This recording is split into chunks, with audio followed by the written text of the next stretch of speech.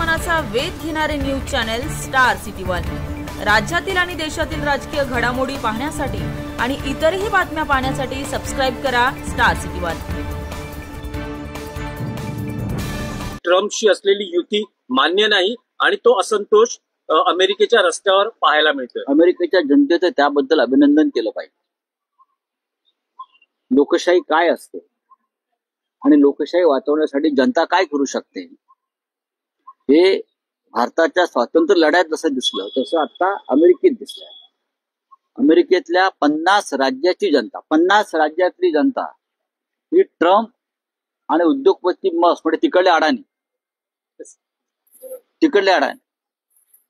त्यांच्या विरोधामध्ये रस्त्यावर उतरले। आणि कोणाला वाटत असेल की अमेरिकेत जे घडलंय ते भारतात घडणार नाही, भारतामध्ये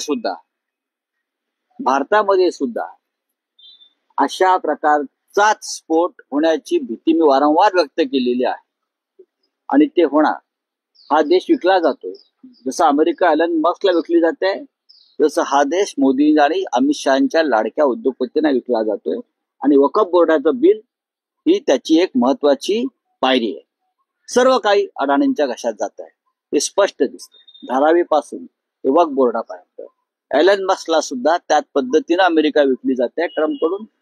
आणि या देशामध्ये सुद्धा, या देशातल्या राज्यात गावागावामध्ये सुद्धा अमेरिकेप्रमाणे लोक रस्त्यावरती उतरून क्रांतीचा झेंडा फडकवल्याशिवाय राहणार नाही। पण रशियाचा जो आक्षेप आहे तो